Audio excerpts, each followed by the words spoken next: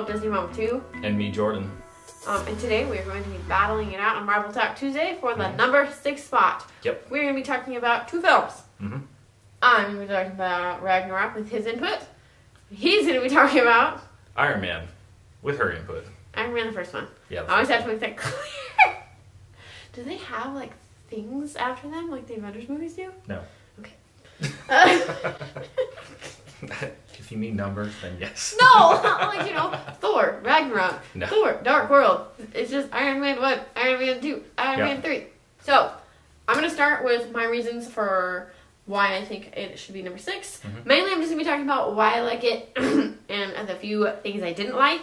Like we've said in the last few videos, we're really just nitpicking here, and I know what I want my number 1 to be, and I think he knows what his is, and they're the same. So, we're just trying to get to that point. So, they all got to fall in line somewhere.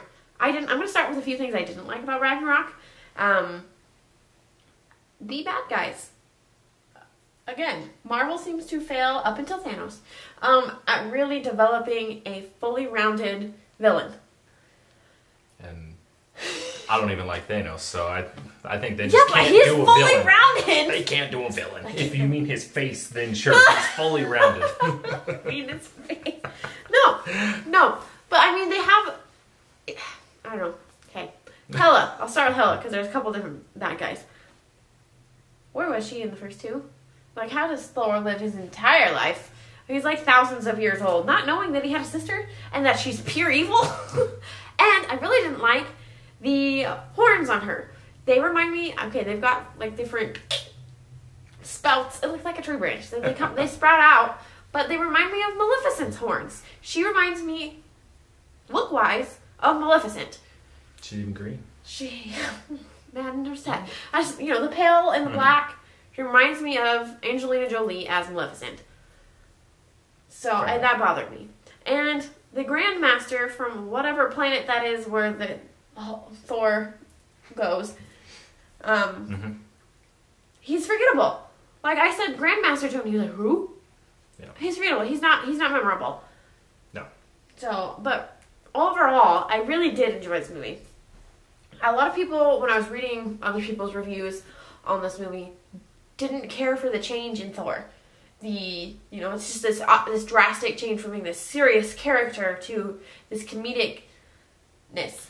But that's why I like it. I think that's why it's good, because the serious Thor was not fun Thor. And it was not fun Thor. It's not the same. Yes, I much prefer the writing of this. The comedic undertones, the development of Hulk as more than just a... Yeah. You didn't like my Hulk? You weren't green enough, okay?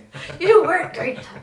I really liked Valkyrie, especially when she's great. When she first shows up and she's drunk and falls off of her ship thing. Like, good old booze. It's mine!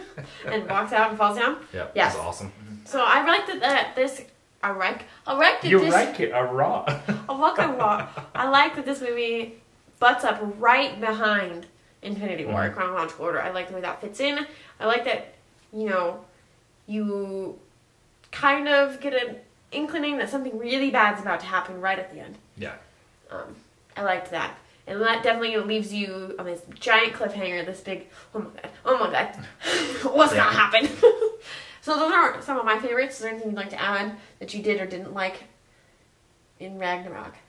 The humor's the best. I mean, like, start to finish, that movie was funny. It was the dungeon scene. Opening with that dungeon scene. He's like, hold on! Yeah. Coming back around! Oh my gosh. And that's what... I remember the humor more than I remember the serious moments, so...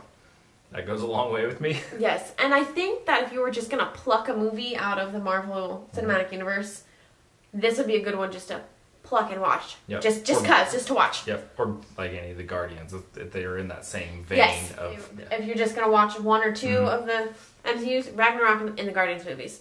Yep. Definitely. They've got all the humor, they're going to keep you interested without super having to know everything else. Yep. But for those of us who are into it, it does tie in well, like I said, with the end part. Yep, so I definitely enjoy that. Anything you didn't like that I didn't already I agree with you with Hela. Just not my favorite, but I have so much trouble finding cons for these movies anymore. Getting harder and harder every time. It's a struggle.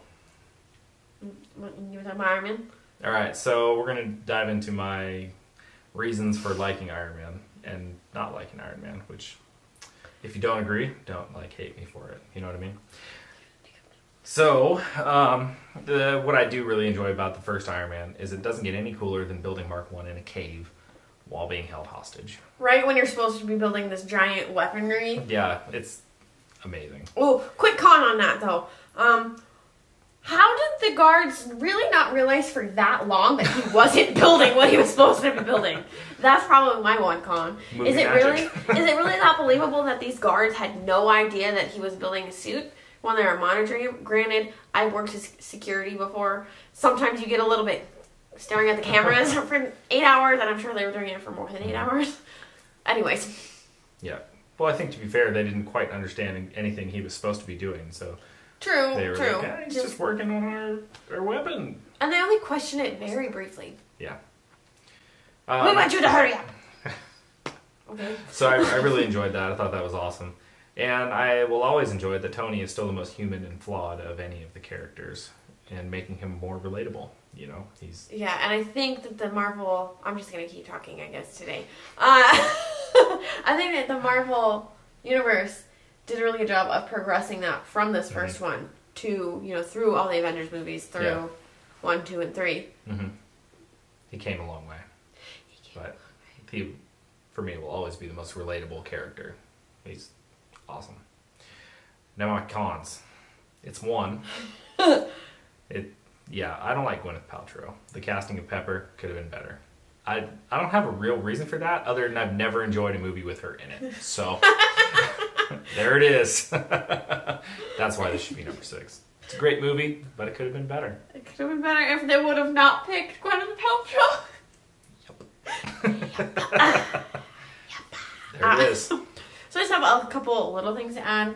I agree that, it's pretty cool that, he could build this suit that is so powerful in this cave while he's got this thing that they've implanted in him that if they want to can explode.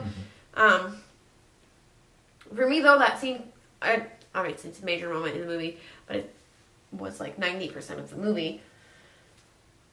It was important. It is important. I don't know, for me, we talked about this a little bit off camera before we got here, and that she really didn't like how long that all lasted, but for me, I really enjoyed that it showed how capable he was at building something, even when he doesn't have all those resources. Yeah. And it does show Tony's genius. His capabilities, his knowledge of weaponry and just the world. It makes it more believable. It's not all money and super wild technology that makes him capable. There's a lot, beneath the surface there that makes him capable of doing all the cool things that he does later. So yeah, you do have to, acknowledge this movie. For me, part of the reason why it's so high, not only is Iron Man just my favorite superhero ever, I won't say it.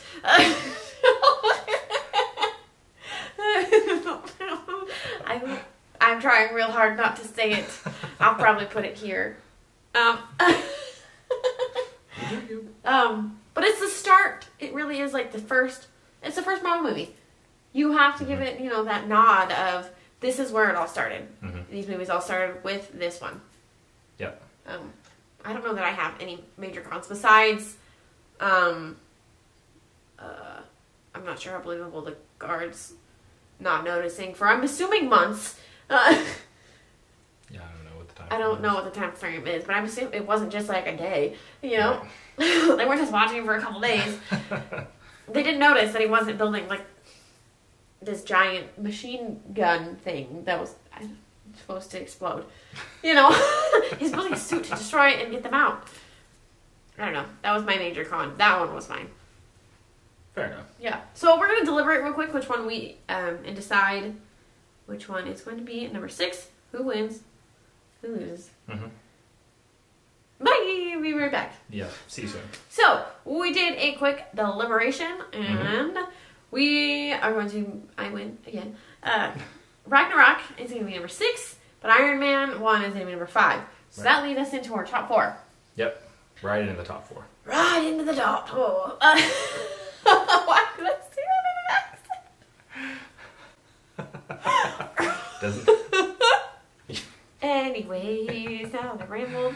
Thank you guys so much for watching. If you haven't already, be sure and subscribe down below. Give this video a big thumbs up and tell us what you think in the comment section down below. Do you think Iron Man should be this high on the list? Where does it fall on yours? Bye!